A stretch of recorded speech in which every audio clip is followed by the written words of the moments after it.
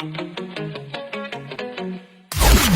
to go far in business and in life? You can't do it alone. The secret is expanding your network of personal relationships, building friendships, connecting on an intimate level, away from the office, over a coffee or cocktail. Welcome to All In with Nate Payo, the show that asks what happens when you go all in and leverage the power of your network of personal relationships. Welcome to the All In podcast with Nate Payo. Of course, I'm your host, Nate Payo. Today, I'm joined with Kress, the business scientist.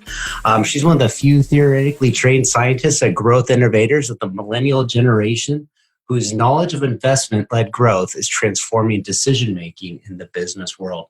Welcome to the show, Lauren. Thank you, Nate, and thank you for the lovely introduction. It always feels so impressive when you have someone else read out your bio. It does. It's very, very impressive. So before, I have some questions though about your bio, but before we get to that, I just want to talk a little bit about how we met, which was through LinkedIn. Did we connect over like a comment, or like how did like the conversation start happening? I don't really recall. Do you? I think maybe we have a mutual connection who suggested but I remember it was LinkedIn, but then I saw you on Instagram as well. So you popped up a couple of times and then you were in my calendar and I was like, okay, This guy's podcasting. That's cool. Well, that's what I think is really cool about LinkedIn is like, if you're kind of like using it to meet people and you're open-minded about it. And I think having a podcast kind of like opens the door for like connecting with people who you might normally reach out to, because if they have a podcast, like, okay, at least we're talking about podcasts, but if their topics not of the same interest, there's still something you can bridge and still connect and still chat about. But if it's like just, hey, you're in one industry, I'm in another industry, sometimes we don't reach out and connect with those people. And having a podcast, you're just kind of like, hey, you want to like chat about a podcast? And you're like, yeah, sure, I suppose, let's get on a phone call. And then like an hour later, you're like, oh, we should have done a podcast. And so just sat here and chatted for like an hour and a half about like all kinds of cool stuff. So LinkedIn's so fun for just meeting cool people like that. Oh, 100% agree. LinkedIn is by far my favorite social media platform. And I was just speaking with someone before who kind of said like, oh, I find LinkedIn is a lot of work. And I'm like, it can be a lot of work, but here in Australia anyway, and I looked at the stats for America as well, it is just so much more effective at, driving traffic to business websites in particular. Mm-hmm. But also I think you're right, like just in terms of being able to reach out to people and have a conversation. I don't think I've ever reached out to someone in a genuine way and said like, hey, can we have a chat? And they've been rude or said no. Mm-hmm. Like pretty much everyone is like, sure, we can do that. What I also like about it is like the intrigue it kind of builds when like you connect with people. So I don't think people realize, like if you're on Facebook or Instagram and you post something and a lot of people don't log into Instagram or LinkedIn every day, but if you didn't log into Facebook every day, whatever somebody posted on Monday, if you log on Wednesday, it's like gone. Like you'll never see it. It's not showing up in your feed anymore. But on LinkedIn, like stuff will show up. Like you can post something and then like a week and a half later, like somebody that you're connected with and know like likes it and sees it. So it's still getting a lot of views. But then when people like it, or if I like something you posted, or I comment and like somebody's that I know's comment that liked on your comment, like you show up in the feed of your little intro, your little picture shows up like, hey, so-and-so liked your post or liked your friend's post or like this and this. And like, who's that person that keeps kind of like showing up in my feed? And then you like go on their profile and then they get noticed that like, some people hate this. They're like, who viewed your profile? It's like, oh, Nate was viewing Lauren's profile, like creeper. No, then all of a sudden you're like, what are you looking at my profile for? I'm going to follow you back. And like, then you're connected and you're like, hey, what's up? What's going on? 100%. I think the other thing as well is like, I mean, again, different parts of the world use Facebook differently, right? So I know in Russia, Facebook is seen as like the more like professional platform where they use another platform called, I think it's like Konkatke or something like, I don't know how to say it. That's like their like fun social media platform. Like we in Australia use Facebook more as like, it's the fun platform where, and it's more personal. LinkedIn is your professional one. And what I find so intriguing about LinkedIn is some people have such interesting careers. In the past, I think the way we thought about career was like, oh, it's, 40 years doing the same job, pretty much. Maybe you work your way up like the corporate ladder or something. Where now I'm like, oh, this person's like a board director, they're a podcaster, they run their own business, they seem like they've got some other little side project happening. You can actually see the diversity of someone's work and their purpose. And I don't think there's another social media platform that does that in that way. No, you're right about that. Because if you looked at what it was founded for, is like to do like job search and be an online digital resume. And when you used to do resumes, it'd be like, okay, keep it professional. Don't show any gaps of work and list all your accomplishments. And then maybe if you had some room within, I think it was also true when you're like just getting started your career, you didn't have anything to put on your resume. It was like, put like your interests and hobbies and stuff like that. And it'd be like, what does, some random hobby, like I played, sports in high school, or I was really into equestrian stuff, like have anything to do. But on LinkedIn, you can showcase your hobbies and how it translates to a real developable skill. If you said like I podcast about a hobby, like I know how to create marketing, I know how to do websites, I know how to engage with people and connect with people and build something from scratch, and people could kind of like, oh wow, there's a whole other world to you. And I think when you also showcase that side of yourself to people, you're more easily relatable. And there's a bond that you can have. So if you're in sales, and for me in my day job, is I'm a professional buyer, so I get approached all the time, and so I get like basically my inbox is always flooded with spammy messages, and I'm like delete. But if somebody kind of comes across as personable and introduces themselves in a way to me that makes me relate to them, that's not just a sales pitchy, then I feel like, oh, this person's kind of got a different take on it. Like I'm going to engage them in a conversation back. And then all of a sudden it goes and kind of gets legs of its own. All of a sudden you're talking about a bunch of other stuff. You're like, oh, by the way, what do you do? And then they say, oh, I sell some stuff you might want to buy. I'm like, yeah, sure. We're getting along. We're having a good conversation. Like, let's take a look and see where it goes. And so a lot of really good business relationships for me have developed out of that friendly conversation first that evolved into a business thing versus just, leading with, here's my 16 paragraph email about how awesome I am and what I can do for you. That's what's cool. So before we get all over the place, let's go back to the business scientist. What is theoretically trained? Tell me the difference between you and somebody else that's helping people grow their business. So thank you for the question. I love this question, and I do get asked it a bit in different ways. People have been asking about theoretically trained before. So in science, when I was doing my science degree, and in science, we kind of learn about how to apply scientific frameworks to growing knowledge. Mm-hmm. And one thing that I sort of found working in business. So for me, what happened was basically I didn't like working in a lab. I worked in a lab for a year doing my honors research in neuroscience. I was sort of running a little blog on the side just as like a bit of like letting go of some of the creative energy I had pent up from working in a lab, and ended up in communications. And then as I started working communications in marketing and seeing how businesses worked, I was like, oh, like there should be so much more of the science and the way that we grow our knowledge in science being applied to business, because in science we just have these very simple frameworks for asking questions and then digging into that question to really understand what's going on in any particular situation. And what I found with business is a lot of the time when there was a problem, people wanted to like jump straight into a solution. So I was like, oh, we have this problem, therefore we should do this. And I was like, oh, but that solution is full of assumptions. It's full of bias. And how do we know that we're making the best decision we can given this situation? And, there's other people that have written about the value of applying science in marketing and in business. Like I'm not the first person to do that. But I just found that those critical thinking skills and being able to go, hang on, let's just ask some questions about this problem first, has been what's helped me in my career and in in the places I've worked for, and now with my clients in my own business as well.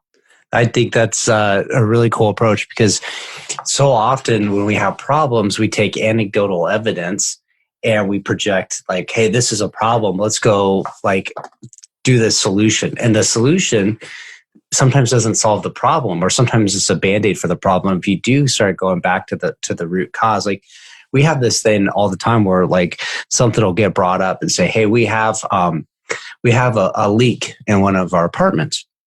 And we need to find out what the problem is. And you say, okay, well, how many leaks have we had? Oh, we've had 5 leaks. Okay. Were they all the same leak? Oh, no. They weren't all the same leak. They all, 2 of them happened in this way. 2 of them were toilets leaking and the rest were just random weird things. And you go, okay, well, maybe the 2 that the toilet was leaking is a real problem.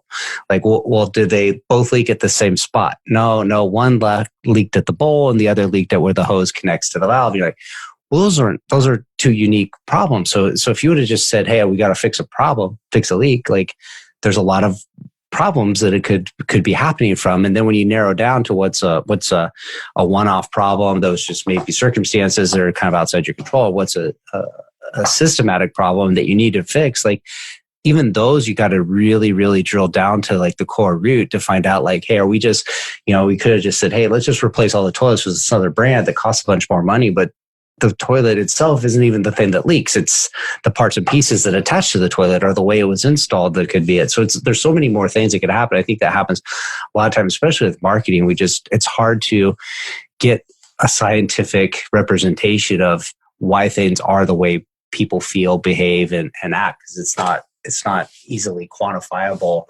And like if somebody does A, they'll exactly do B, or they'll choose C. But it's so intuition driven, and like, how has that been kind of going from science to like chaos, I guess? So there's this quote that I love from, well, I'm not going to remember the quote word for word, but it's this sort of idea that a marketing scientist in Australia who I really admire, he's actually, pretty world renowned. His name's Professor Byron Sharp. He wrote a couple of books called How Brands Grow, like part 1 and 2. And he talks about sort of the science behind brand and brand growth and marketing. And one sort of analogy he uses right at the beginning of his first book is he says, we need to look at marketing like we look at architecture. So in architecture, or being an architect, you're not going to design a house that falls down, right? Like it has to sort of be built to stand up. Like you can be creative within that framework, but like You're dealing with gravity. And it's sort of the same with marketing. It's like we're dealing with human behavior, which is psychology. There is a science behind human behavior. We're dealing with the brain. We have a bit of a better idea of how the brain works now. I mean, there's a lot to learn, but we have a good enough idea to at least have some structure around how we're being created, and I think that's what marketing is. It's an art and it's a science. So a lot of people don't know, I actually did an art, sort of like a master's in like creative thinking and art as well. So people go like, but what about art, Lauren? I'm like, no, I think they're both important. I study both. But, the gap for me is more that there are systems to kind of take that chaos and do something with it.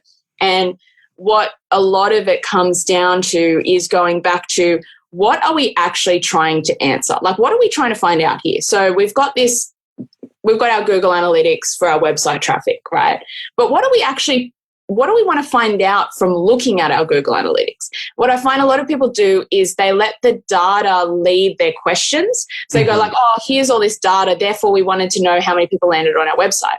But I'm like, actually, maybe a better question for someone who's looking at business performance would be, well, of the traffic we got, how much converted? That might be a more valuable question to ask in that particular context. So the questions need to be asked based on what the business wants to know, and then the data needs to be analyzed in relation to those questions. So I'll give you an example. I was thinking before about when you said the leaky tap, not the leaky tap, the leaky pipe scenario, right? So, and this is actually a real example someone shared with me where they said, like, they had done all of this work to drive more website traffic using pay-per-click. And they were like, you're going to get a lot more inquiries, this client. And after a couple of weeks, the client was like, look, we're getting heaps more inquiries, but they're not converting. These are bad leads. And the guy was like, I don't actually know if that's true. So again, testing the assumption where a lot of people go, the client says it's bad leads. We need to change our pay-per-click strategies. Is it that they're bad leads? Like we know this works for other clients. What's going on here? And he was like, he actually went to the client's office and he turned up early to have a meeting, right? Because this client was like really angry and stuff.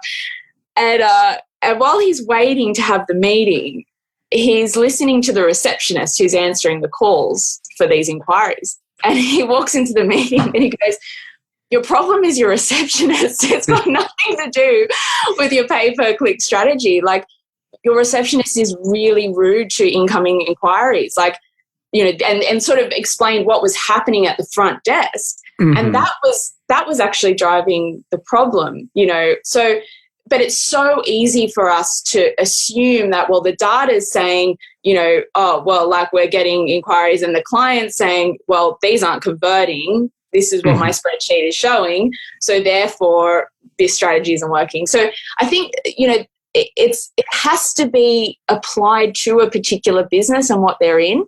But I don't even know how we got onto that. Does that make sense anyway? It does. It does completely make sense, because in a sense, it's like you're in marketing, you're telling a story, and there's like predictable paths and genres. And I recently learned a little bit more about this because I help startup businesses as a passion of mine to help them out and help them craft their pitches and do better stuff. And so, when people are creating their pitch, you say, okay, well, you're always selling. You're either selling your product to a customer, or you're selling your business to investors, or you're selling your business to employees, or you're selling, people in this vision that you have in your mind.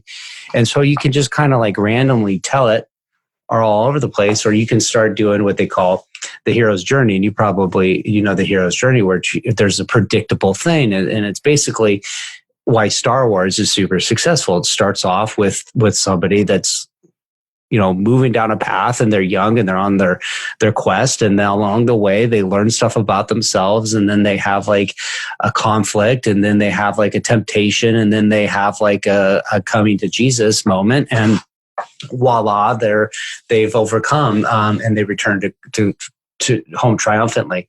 And when you can start telling your story in a predictable path, so it's like you said, it's like, okay, here's the science, here's your formula. Now you take your parts and pieces, your art, and you put it into this formula.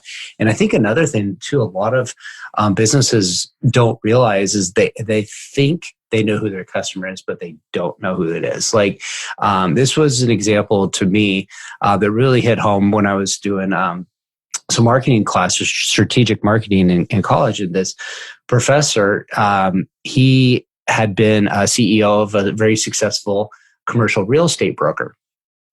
And they started like trying to figure out like why that they were any better than anybody else. Because if you're a real estate,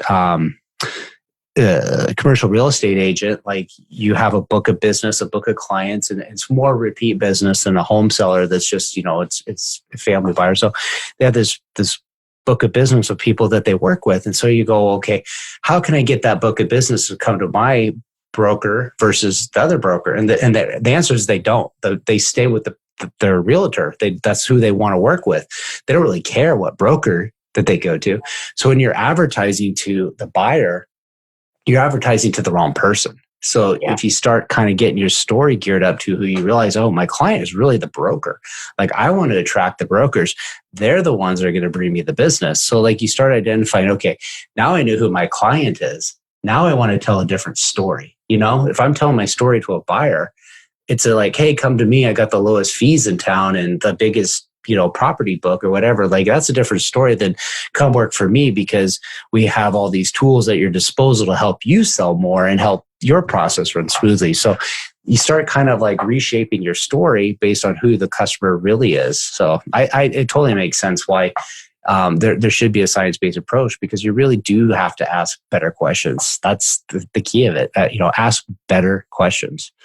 Awesome. It's so like, it's so simple, but I love these things. I love when there's like, you can say something simple, but it's like, actually this really does, it's a game-changing thing that can, it just needs, it's like a shift in mindset, I think. But I was going to come back to your storytelling point as well, because I love talking about storytelling, and I think I know it's talked about a lot, but I still see so many people making this mistake. So I'm like, it's still worth talking about, because until this mistake isn't like everywhere, it needs to be talked about. And that is like, it's not only about, knowing who your customer is, it's also knowing like how to shape that hero's journey around the customer. Because what I find heaps of businesses do is they make the story about them. So they put themselves as the hero, and it's like, no, you're the guide. Your customer is Luke. They want to be Luke Skywalker, and it's like, no, you're not Luke Skywalker. And like just that simple flip of going, this is who we're talking to, and this is what they need to hear. I was writing for an article about this, just a couple of days ago, and it's like we have like, people say, oh, you have 7 seconds. I'm like, in the digital world, you don't have 7 seconds to get attention. The way that you're going to meet that stranger where they are and grab their attention immediately is by recognizing something that's going on in their brain subconsciously, and what a lot of people try to do is they'll say it 2 minutes into their content, so they put a video post up or something like that, and they kind of, I think it's a little bit different with podcasting actually, but that's a tangent. We don't have to go there. But like we were talking about LinkedIn before. So let's say on LinkedIn, you put a 2-minute video piece content up, and you go, oh, it's only 2 minutes, so it's short, so people should listen. And it's like, no, but what did you say in the first 3 seconds? Because if those first 3 seconds is, hi, I'm blah, and today I'm going to talk about blah, it's like, you've lost me. Mm-hmm. If you start with a question, again, this is like the power of asking questions, but if you start with something like, are you finding it really hard to make rent this week? People are like, yeah, I am. That's happening for me right now. Okay, now let's talk about how. Hold on, I gotta take notes, because this is gonna improve my LinkedIn video strategy. Because I am like, hi, let me waste your time for 30 seconds. Look, I do it sometimes as well. Sometimes I introduce myself first, but if it's going to be a promo piece, like if people know you, they'll put up with it, and that's where I think like with podcasting and stuff, people expect to be warmed up, and people listening to this now, when we first started talking at the beginning of this conversation, you introduced me, we kind of bit of chit chat, and then we get into the problem that there's problems we want to discuss.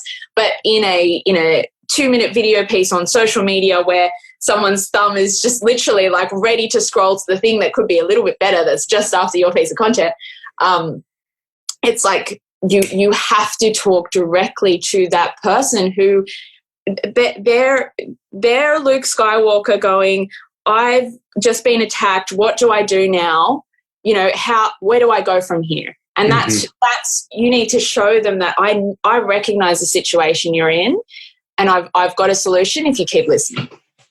That makes perfect sense. Because at least with a podcast people like go, hey, I'm going to make time. I know it's a commitment of, a long form. And I would say anything that's longer than, 10 minutes is long form. Like I'm going to commit to 10 to 20 or 30 or an hour.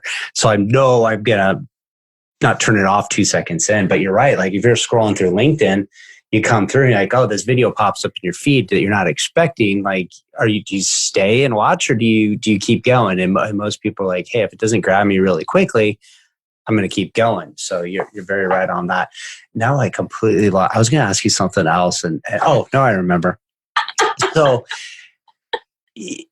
this is like you're in marketing. You're telling all these people to do things like to improve their business, but at the same time, like you're marketing for yourself, and like these like observations you have for other businesses, they are like, hey, do this. This is what's going to work. This is the proven system, and like do these steps and give it the time, and it's all going to work out. But like for me, like I'll know these things, but then when I do them for myself, I'm just like banging my head against the wall. Like, why is this not working? Like, how come it? Like, am I doing it right? Am I thinking about it? Like, I'm not objectively looking at my message or how I'm crafting things or my media. Like, do you struggle with those same things of like being able to, either A, step back and approach your own marketing, what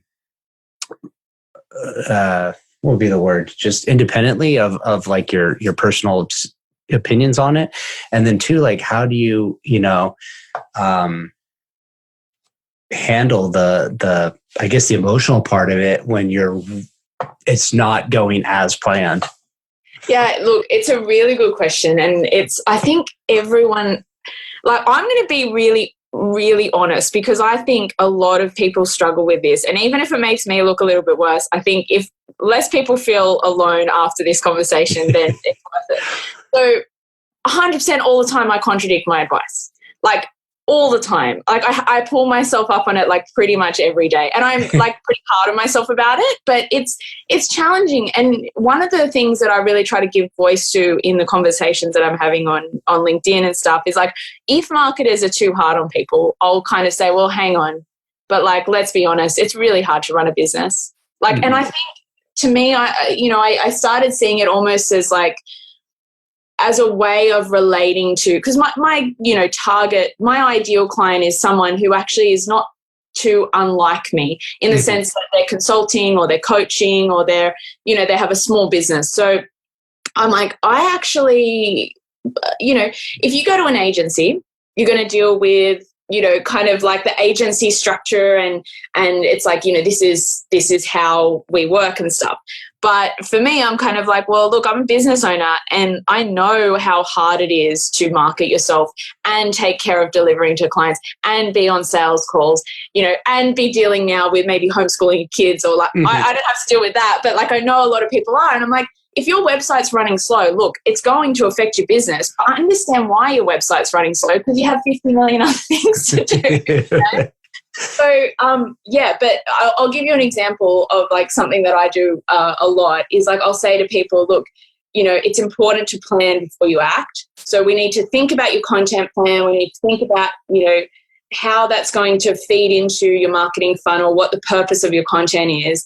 But a lot of the time I actually work really intuitively and I'm just like, I need to do this post today and like, I'm just going to film it and put it out. And like, I'll do it in the day. But I wouldn't give people that advice. I think I can get away with it because I've created content for a really long time, but it doesn't always work to my advantage. So yeah, I am definitely, and I think we all are in some way doing the hairdresser's hair thing where it's a lot harder to look after your own stuff. I do that too, where I'm just like, if it's spur of the moment and like I have it like the message planned, I'm just like, all right, I can do this real quick. I'll bang out. If I start planning like messages for like the week, I'm like, I'm just not really feeling that one. I don't really like believe in that message today. It just doesn't really resonate with me, and I'll post it out there, or I don't really feel like it, and it's like, if I'm not really feeling like it, is it going to come across? And I start, second guessing and beat myself up. And I think that's why I like podcasting a bit more, because you have like this ability to, I don't know, redeem yourself if you start off slow or you start off kind of boring. Like the conversation can get good and engaging, and I think it's more personal and it like showcases a broader sense of yourself than just like, here's my picture, look, I'm smiling, and here's a funny quote. Oh, nobody liked it. Like, yeah, 100%. And, it actually made me think, like, I've started to change my opinion about this. Like, I used to say that, the same principles apply to growing your business brand and growing your personal brand. But I'm actually starting to think that I need to rethink that statement a little bit, because when we're growing our personal brand, I think people are a little bit more forgiving. And I think that people like to see a bit of that authenticity, that raw. I know authenticity is a bit of an overused word, but people like to see raw content. Sometimes if you look at, like, especially on social media, some of the content that does the best isn't the content that's the most polished. It's the content that is the most real, where if you look at other platforms, that might not work as well. So, I think that with our personal brand and with, redeeming ourselves on a podcast or, those kinds of things, I think that what people ultimately fall in love with is the person. So if you're, and I use those words really intentionally. I think that's actually when you become a fan of someone's work, you fall in love with who that person is or who they present themselves as. Where with a business brand, we are expecting a little bit of a different thing, right? Because it's like, you solve my problem. How much do I need to pay you to solve my problem? This is very transactionary. Where with the personal brand, it's almost like you're starting to build a relationship before you have a conversation. You totally do. And then when, like, I think for me, like, having coaches in various aspects, whether it's like a fitness coach or a life coach or a business coach, like, or a therapist or a hairstylist, like whatever, like usually the person you end up really settling on is somebody that like you really like, and that you get them and they get you, but they also, hold you accountable and the way you need to be held accountable.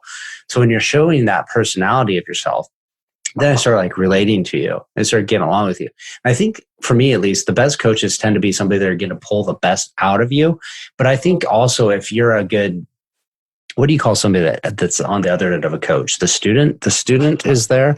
Like, yeah, that works. Yeah, so if the student challenges the coach to be better, like everybody's just like goes up. And I think that enthusiasm becomes contagious, and that ability to just play at a better level seems to make everybody do better. And so when you can if you find somebody, like, say, I'm going to hire somebody, and they're just going to tell you, like, hey, I hired a coach, and they're going to say, do these 10 posts, and you need to be on all these platforms, and you should post at 9:00 on Friday. It's like, okay, I could do those things, but I'm not really going to feel like super wowed about them. But and maybe I'll struggle to think about content. But if you get with somebody that like really you're engaged with, and you get on the phone and you're talking with them, and like, okay, well, these are the things we're going to do today. And I'm really thinking about, like, your personality could come off this way if you did these other things. And you're like, yeah, I think so too. And I could also do this, and I could do that.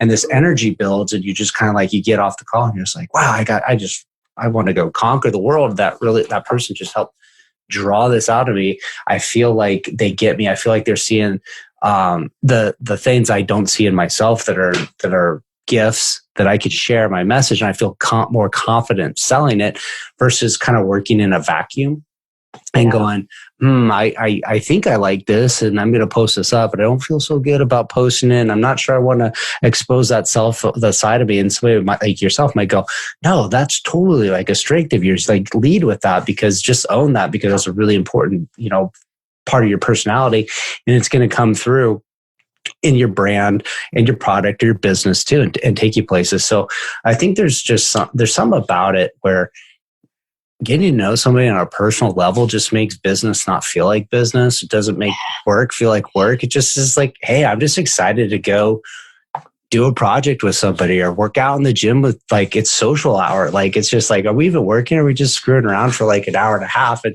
like 5 years down the road, you go, those were like the most productive times of my life, was that engagement like that. And I didn't even feel like I was working. Yeah. It's that, I love that. Like, I feel like I want to add to that just because I agree to you, but I don't feel like there's anything to add. I feel like you said everything. But like, it just, my mind went so many places when you said that, because I was like, yeah, that's like, it's always like cracked something for me a little bit, in the sense of like, sometimes you're like, I don't know why I'm having these types of conversations. Like, what's drawing these particular people in? Why is this happening?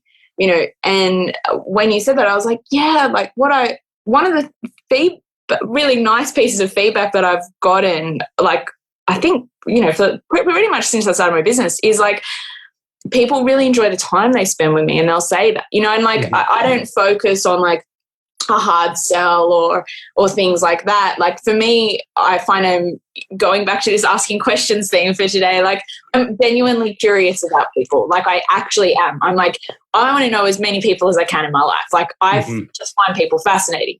And I don't mean that in a distant way. I mean that in like a closeness way. Like I think people are, and I know you're the same, Nate. Like I don't, right?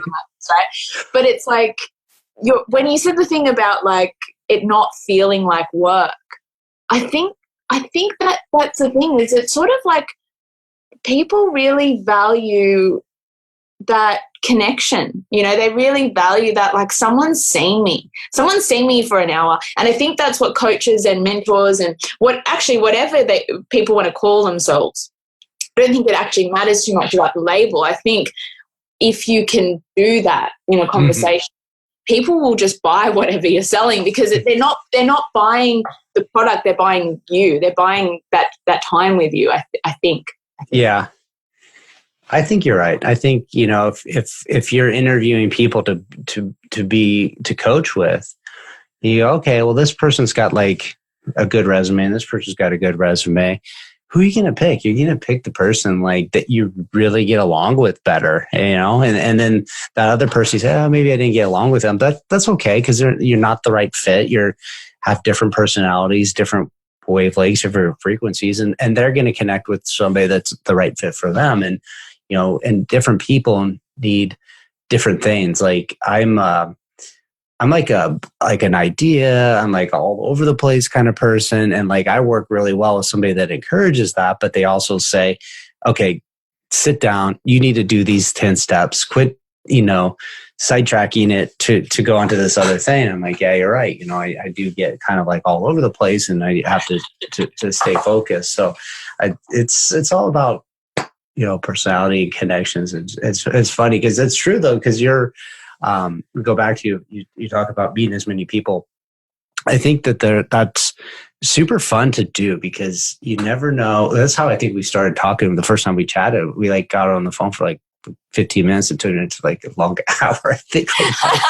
And it's just like, you meet these people, you say, okay, what am I going to do with a marketing coach from LinkedIn in Australia about, like, what good is that going to do? There's not this immediate like thing where you see like, hey, there's a reason to have a conversation, but you start conversing, you start talking about the things you're working on, you start sharing ideas, and then you start taking some of those ideas away, and you go, okay, there's people within my network that now I have ideas, or I have connections to other people that I can expose them to you, and you can, share your knowledge with other people. But when we just go out there, and I don't know where this comment's going, but it's kind of going all over the place, but it's talking about like the deeper level of the connection is when you start building it like a friendship, those things tend to be deeper. They tend to last longer, and they're more fruitful. Like you might not always see anything great happen immediately, but they tend to work out over time. Like somebody will introduce you to somebody else because of this connection you had. When it's just collecting cars or collecting connections or buying followers, it's very shallow, and it like might get you some immediate like looks and see. But if nobody really trusts you, thinks you're kind of shammy, then they're not going to like really engage with you long term, and they're not going to make meaningful introductions down the road. So I love just getting on the phone with somebody I've never met before and just, hey, what's your story? What are you up to? And, what are your likes, dislikes? And then, oh, you have something of interest. Let's talk about that. That's business related, but maybe sometimes you don't even get down to that part. But, usually you try to make, you make friends with somebody, and then you like try to like, how can I help that person out? Because helping out people, for me, that's like where it really feels fulfilling, is when you can help somebody else out. And you're like, that person's really awesome. Like they got a cool business. How could I help them grow? It's so true. Like I was actually thinking, like, because I want to pull this, like because of my the structure. I have a tussle. I have a very structured part of myself and a very unstructured part of myself, and they're almost 50% each. So they have a lot of arguments. And I was like, I want to pull this back to the business science thing, because this is what the data in my own business has told me. What the data in my own business has told me is, if business as usual is that I just have a certain number of conversations with people every week. They're not sales calls, they're not strategy sessions, they're not anything other than people who I genuinely want to connect with. I know that I'll get about one opportunity a week out of that. So let's say I have 5 to 10 of those conversations. They're not necessarily all like opportunities, again, in the sense of like, oh, I want to do business with you right now. But sometimes that's not the best opportunity anyway. Like sometimes it's the person who's like, actually, I'm, going to get funding for this thing and I want you to be part of this project in 3 months' time. And it's like, that's worth heaps than like making $1,000 sale on a phone call, or, the person who goes like, actually, I need to introduce you to, I've got like this whole Facebook group and they all need to know about this message, or I've got this podcast, or, so I think like it's less objective driven, but it actually, when I'm looking at the data, I'm like, I've done the whole do a sales call and like try to sell on the call and like, blah, blah, blah. I'm like, no conversions. I just have conversations with people, conversions. Which one's working better? Well, you have to you definitely have to be patient, because some of these they're like planting seeds and planting relation. You don't know what's going to grow and what's not. So like you can't just go, oh, on paper, this person looks like somebody I should talk to and this person doesn't, because chances are like it's always the opposite. The person you thought like, oh, there's nothing happening here, like they turn out to be this amazing person you get in your life. Maybe they're an immediate lead, or maybe they connect you to like 1,000 people versus this one person that, hey, they look on paper right, and it turns out to be the crappiest client you could possibly have, and you just want to get rid of them. So it's all about building relationships and taking the time to let them come up. And the industry I'm in, we do a lot of big deals where we're purchasing lots and lots of product that a phone call is not going to make the decision to change over. Like there's a lot of reputation at stake. And usually what we do is we pre-qualify any of the suppliers. Like, hey, if you're not a certain level, like we're just not even going to look at you. So we're already kind of just down to like 3 or 4 people you could pick from. And then it's really at that point becomes like, hey, who's going to deliver? Who can I trust? Who can I call up if there is a problem? Because there's always problems, and is going to jump up and get it resolved for me. And those are that's where the relationship comes in, and it's real handy, and it doesn't come in overnight. So if I just had a phone call with somebody, I'm not going to throw away the current relationship I have with my current vendor because he called me. It's going to take some time. And if you don't want to put in the time and effort to get to know me, then how am I going to know that you're going to, hold up your end of the bargain when the time comes? And then as time progresses, then usually, these relationships, they evolve and they do stuff. And sometimes the people that you're connected with at one company, they leave and go somewhere else. And then the new person that comes in, there's not a relationship. You're not treated the same way. And you're like, this ain't working out too good. Where's this person that's been knocking on my door for 4 or 5 years? And we just know each other. Like I know who his kids are. I know what school they go to. I know this and this. And I think he sells the same thing we're buying, but come on in, let's talk about, oh, you do. It's about time. Let's do this. And then, it doesn't happen overnight. And that's why I think you go back to meeting people and this idea of okay, if I meet enough people a week, good things are bound to happen. So and I hate talking about this because building relationships with people is very personal, but then you go, well, if I want to make 2 friends, I got to talk to 10, And then it's just it's just a numbers game, but it is kind of a numbers game because you don't know who's going to be cool. It's a bit, so you do kind of play this numbers game, and then you go, okay, well, if I want to meet 4 people this week, I'll talk to 20, and then you start, you get too many people trying to talk to, then you can't get depth with anybody, and it doesn't pan out so good either. So there's a little balance, a little art and science at the same time. It's true, isn't it? There is this kind of it's sort of I think when we were chatting for my show, you were saying that when you give people generally want to help you out if you help them out, and I was like, yes, it's true, but I also hate when people gamify it because it becomes the law of reciprocity or whatever. And I'm like, yeah, but if you're giving only to get something in return, it has a completely different flavor to it, and it's a whole kind of conversation. And I think you know, that's the challenge is like it's this, what we're talking about really is personal development. It's not, oh, how do I say the right things and do the right things? It's actually, you know, how do I become that person who is genuinely curious about people? And it's not you can act the act, but it won't work the same way. I don't believe in it. I think it's like having like a dinner party, and if you're inviting like people over to your house for a dinner party, you think, hey, who are some really cool people that I want to spend some time with? And I think they would enjoy spending time with these other people I would invite, and it's just going to be a good time. And we're just going to have this nice dinner, and we're going to have a nice afternoon or evening or whatever. And whatever happens. It's just going to be fun because I think these people are really going to have a good time and get to know each other. Versus, I want to have this really nice party so that I could get something from somebody. I'm going to invite people that I think owe me something, like, or I could get an invite to their house because they got a nice house and I'd like to see what their house is like. Or I'm going to invite this client over here because I want to get their business. It's like, then it becomes, you know, transactional, I think, too. And then when things don't pan out and like, oh, well, I invited you to my house for dinner and you didn't give me the job, or I invited you to my house, you didn't invite me back to your house for your party. Like it then you don't feel like good inside. Like if it's just like, hey, everybody just came, we had a good time. And, you know, people talk about that and they say, yeah, I had such a wonderful time at this person's house. Like, and then like when the opportunity comes to have another one, then people are like, hey, how can I get to like your really cool party? So I don't know. That makes sense. I mean, that's why, like, we talked about this as well, like podcasting. Sorry, not on your show. We talked about this previously, but like, this is what's cool about podcasting as well, I think, because it's such an easy way to get people to come to your party.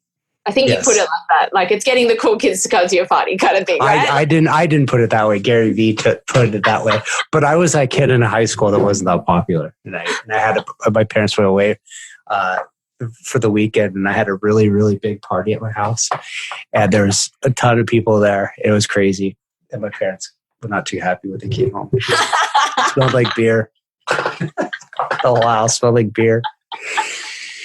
Cool. Well, we've been chatting for a long, long time. This is longer than I usually go. But where can people, before we leave, what are your parting words of wisdom, if you haven't already shared it? I think I'm going to choose to provide some parting words on the personal brand topic, just because it's something I've been thinking about a lot lately, which is like, if you think you need to wait until you're, perfect, or you've achieved certain things in life to have a conversation with someone, or to present yourself a certain way, or to go and speak, or to put yourself out there, start a podcast, you're kind of missing the point. Like, the point of all of this stuff is like, to get to wherever it is you want to go, you need to start the process now. And again, what people fall in love with is the humanness of us. It's not the perfection.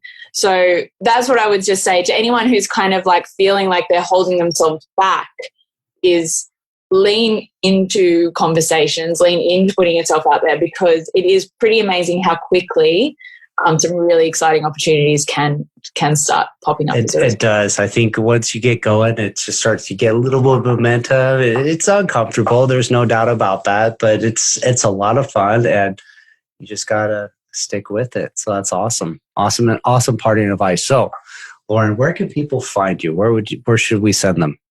Look, LinkedIn is probably the best, because we've been talking about LinkedIn. So if you just look up Lauren Kress, which is with a K, on LinkedIn, you'll find me. And if you want to connect, just let me know that you heard about me through Nate's show, and I'll be happy. I mean, I do connect with most people, but it's always nice to know where people have come from. Yes, if you want to get to know Karen, you have to DM me first, and I'll see if she's accepting friend requests at the currently.